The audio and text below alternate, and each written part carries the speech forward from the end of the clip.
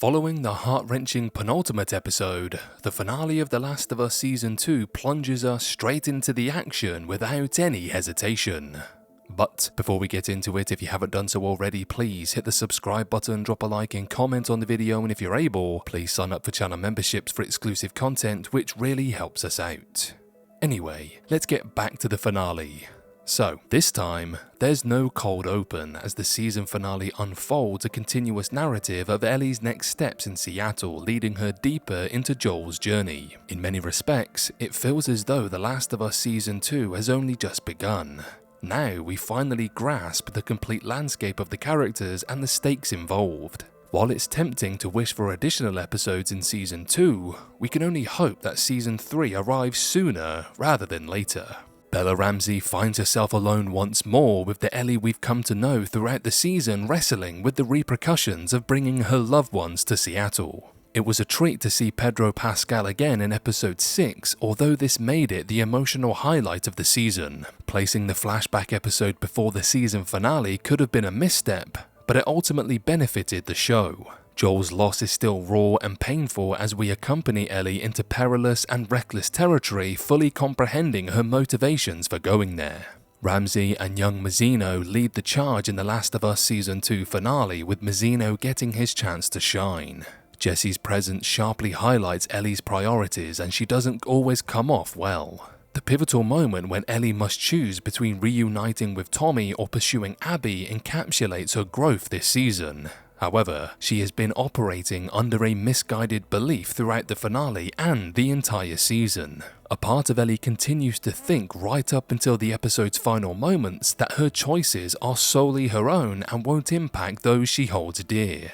In the finale, Isabella Merced takes a step back as all of Ellie's allies gradually drift away, leaving her to confront the decision of what kind of person she wants to become. Nevertheless, Dina's presence and the baby symbolizing the future have a significant impact on Ellie and the narrative, even as our protagonist pushes through her fears, believing that eliminating Abby will solve her problems. I was taken aback when Ellie opened up to Dina about Joel's actions at the hospital. It was high time someone understood the underlying motivations that shaped Ellie and Joel's perspectives on life. The season finale highlights the stark contrasts between Ellie and Jesse throughout the episode. Their conflicting opinions on the role of community and society serve as a vehicle for the season's thematic message, particularly when Jesse discloses that he never supported Ellie's decision to go in the first place. It's somewhat surprising that Ellie didn't anticipate this, but her future to prioritize the greater good has made her as obstinate as Joel, which has proven to be detrimental. I wish there had been more groundwork laid for the tension between Ellie and Jesse, as it feels somewhat rushed. Their explosive confrontation seems unearned, merely included to amplify Jesse's tragic fate. The imagery of Ellie taking the life of a pregnant woman before returning to Dina is not lost on me. It likely serves more as foreshadowing than mere symbolism, as the principles of The Last of Us always adhere to the idea of retribution.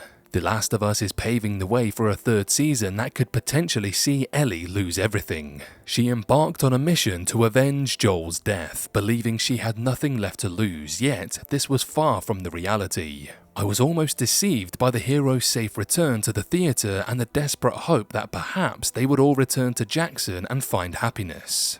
Naturally, this was never meant to be, as The Last of Us reserved the most pivotal moment of the episode for the final minutes of the narrative. Ellie's fortune has officially run dry, and it's time for her to face the consequences of her destructive journey.